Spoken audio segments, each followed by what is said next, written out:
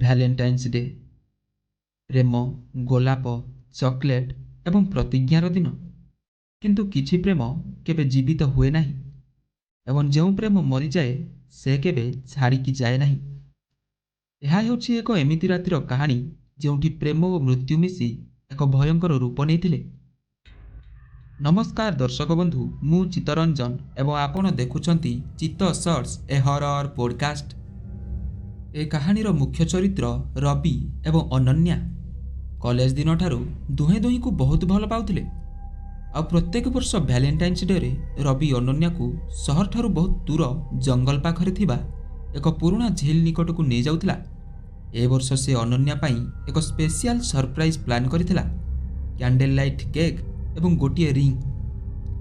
ଅନନ୍ୟା ସେଦିନ ବହୁତ ଖୁସି ଥିଲା, କିନ୍ତୁ ତାର ହୃଦୟ ଅଜବ ଭାବେ ଭାରି ଲାଗୁଥିଲା।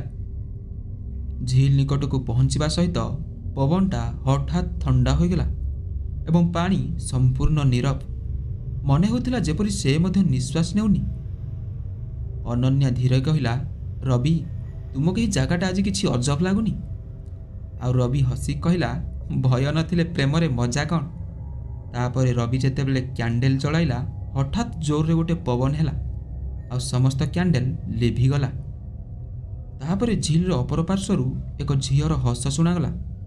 ସେ ଝିଅର ହସ ଶୁଣି ଅନନ୍ୟା ଭୟରେ କହିଲା, ଏତେ ରାତିରେ ଏଠି କିଏ ରହିପାରେ? ଆଉ ରବି ମଜା କରି କହିଲା, ଲାଗୁଛି ଆଉ କେହି କପୁଲ ମଧ୍ୟ ଭ୍ୟାଲେଣ୍ଟାଇନ୍ସ ଡେ ମନାଉଛନ୍ତି।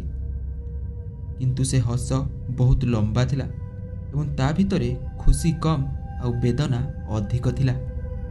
କିଛି ସମୟ ପରେ ଝିଲ୍ ପାଖରୁ ଏକ ଝିଅ ବାହାରି ଆସିଲା। ଧଳା କପଡ଼ା, ଓଦା ଚୁଟି ଏବଂ ଏକ ସୁନ୍ଦର ମୁହଁ। ମନେ ହେଉଥିଲା ଯେପରି ସେ ଅନେକ ଦିନ ଧରି କାନ୍ଦି କାନ୍ଦି କ୍ଳାନ୍ତ ହୋଇପଡ଼ିଛି। ସେ ଧୀରେ କହିଲା, ଏକ୍ସକ୍ୟୁଜ୍ ମି, ତୁମେ ମୋତେ ଅଳ୍ପ ସମୟ ଦେଇପାରିବ କି? ଅନନ୍ୟା ତାର ଆଖି ଦେଖି ଅସୁବିଧା ଅନୁଭବ କଲା। ସେଇ ଆଖିରେ ଆଲୋକ ନଥିଲା, କେବଳ ଅନ୍ଧକାର ଥିଲା। ରବି ହଁ କଲା ଆଉ ସେ ଝିଅଟି କହିଲା, ଭ୍ୟାଲେଣ୍ଟାଇନ୍ସ ଡେ ମୋ ଜୀବନର ସବୁଠାରୁ ସୁନ୍ଦର ଦିନ ହେଉଥିଲା, କିନ୍ତୁ ସେହି ଦିନ ମୋର ମୃତ୍ୟୁ ହୋଇଗଲା। ଏହା ଶୁଣି ଅନନ୍ୟାର ହୃଦୟ ଜୋରରେ ଧଡ଼କି ଉଠିଲା। ଆଉ ରବି ହସିକି କହିଲା, ତୁମେ କ'ଣ ଆମ ସହିତ ପ୍ରାଙ୍କ କରୁଛ? ରବିର ଏପରି କଥା ଶୁଣି ଝିଅଟି ରବିକୁ ଘୁର ଘୁର ଦେଖିଲା ଏବଂ ତାର ଆଖି ପୂରାପୂରି କଳା ହୋଇଗଲା। ତାପରେ ସେ ଝିଅଟି କହିଲା, ମୋ ନାଁ ପୂଜା। ମୋତେ ମଧ୍ୟ ଏହି ଝିଲ୍ ପାଖକୁ ଭ୍ୟାଲେଣ୍ଟାଇନ୍ସ ଡେ ଦିନ ମୋ ବୟଫ୍ରେଣ୍ଡ ଡାକିଥିଲା ଆଉ ସେ ମୋତେ ବିବାହ କରିବ ବୋଲି ପ୍ରତିଜ୍ଞା ମଧ୍ୟ କରିଥିଲା। କିନ୍ତୁ ପ୍ରକୃତରେ ସେ ମୋତେ ଛାଡ଼ିବାକୁ ଚାହୁଁଥିଲା। ଆଉ ଯେତେବେଳେ ମୁଁ ମନା କଲି, ସେ ମୋତେ ଧକ୍କା ଦେଇଦେଲା ଏବଂ ମୁଁ ଏହି ଝିଲ୍ରେ ବୁଡ଼ିକି ମରିଗଲି। ପୂଜା ଧୀରେ କହିଲା, ଏବେ ପ୍ରତ୍ୟେକ ବର୍ଷ ଭ୍ୟାଲେଣ୍ଟାଇନ୍ସ ଡେରେ ମୁଁ ଏଠାକୁ ଆସେ ଏବଂ ସେମାନଙ୍କୁ ଖୋଜେ ଯେଉଁମାନେ ପ୍ରକୃତ ପ୍ରେମ କରନ୍ତି। ଏହା ଶୁଣି ରବି ପଚାରିଲା, ତାହେଲେ ତୁମେ ସେମାନଙ୍କ ସହ କ'ଣ କର? ପୂଜା ହସିକି କହିଲା, ସେମାନଙ୍କ ପ୍ରେମର ପରୀକ୍ଷା ନେଉଛି। ଏବଂ ସେ ହସିବା ସହିତ ତାର ମୁହଁ ହଠାତ୍ ଅସ୍ୱାଭାବିକ ଭାବେ ଲମ୍ବା ହୋଇଗଲା, ଆଖି ଲାଲ ହୋଇଗଲା ଏବଂ ପାଦ ଭୂମିରୁ ଉପରକୁ ଉଠିଗଲା। ହଠାତ୍ ରବିକୁ ଭୟଙ୍କର ଘୂର୍ଣ୍ଣି ହେଲା। ସେ ଅନୁଭବ କଲା ଯେପରି କେହି ତା କାନ ଭିତରେ ଧୀରେ କହୁଛି, ଯଦି ତୁମେ ସତରେ ଅନନ୍ୟାକୁ ଭଲ ପାଉଛ, ତେବେ ତାକୁ ଝିଲ୍କୁ ଧକ୍କା ଦେଇଦିଅ। ରବି ମୁଣ୍ଡ ଧରିଲା, ନା, ମୁଁ ଏମିତି କରିପାରିବି ନାହିଁ।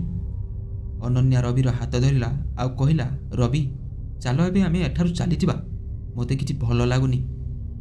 କିନ୍ତୁ ରବି ମନରେ ଆୱାଜ ଆହୁରି ଜୋର ହେଉଥିଲା, ତାକୁ ଧକ୍କା ଦିଅ, ତାହେଲେ ତୁମେ ବଞ୍ଚିପାରିବ। ହଠାତ୍ ରବି ଅନନ୍ୟାକୁ ଧକ୍କା ଦେଇଦେଲା। ଅନନ୍ୟା ଚିତ୍କାର କଲା ଏବଂ ଝିଲ୍ରେ ପାଣିରେ ପଡ଼ିଗଲା। ପାଣି ଶାନ୍ତ ଥିଲା, କିନ୍ତୁ ତାର ଚିତ୍କାର ବହୁତ ଭୟଙ୍କର ଥିଲା।